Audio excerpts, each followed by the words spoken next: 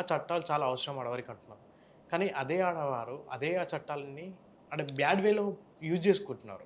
ఇప్పుడు మగవారిని చంపేయడం, సొంత భర్తనే చంపేయడం, అక్రమ సంబంధాలు పెట్టుకోవడం ఇలాంటివి జరుగుతున్నాయి కదా! సో, వాటి గురించి మీరు ఏం చెప్తారు?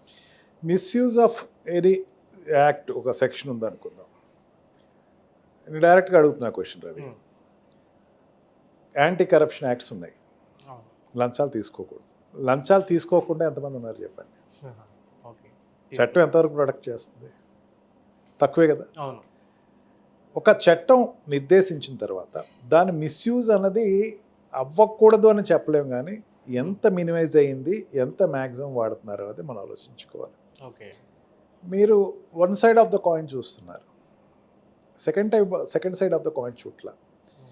మీరేం చేస్తున్నారంటే అర్బన్ ఏరియాస్‌లో ఉండేటువంటి వ్యక్తులను చూస్తున్నారు. అవును. రూరల్ ఏరియా అన్నది ఒక సెక్టర్ ఒకటుంది. అది మర్చిపోతున్నాం. మనం రోజు రోజుకి సిటీలో ఉండి, హైదరాబాద్ అవునవును. సిటీలో ఉండి ఎగ్జాక్ట్‌లీ. ఏమనుకుంటామంటే, ఇక్కడ ఉండేవాళ్ళు సొసైటీలో ఉన్నారు, బయట సొసైటీలో లేరు. అది కాదు రవి. ఇది మాత్రం సొసైటీ కాదు.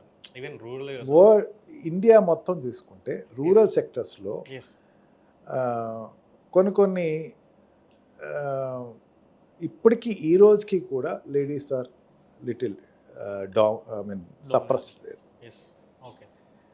అప్రెషన్స్ ఎక్కడెక్కడ అప్రెషన్స్ ఉన్నాయండి సిటీస్‌లో ఉన్నాయి. కాదంట్ల. ఐయామ్ అవును. Truly agreeing. ఆడవాళ్ళు ఇక్కడ పెత్తనాలు చెలాయిస్తున్నారు. ఆడవాళ్ళు వాళ్ళకి ఇచ్చిన స్వేచ్ఛని మిస్‌యూజ్ చేసుకుంటున్నారు. హ్మ్. మీరు ఇందాక చెప్పినప్పుడు మగవాళ్ళు చంపేటటువంటి పరిస్థితిలో కూడా ఆడవాళ్ళు వెళ్తున్నారు. They are very minute thing.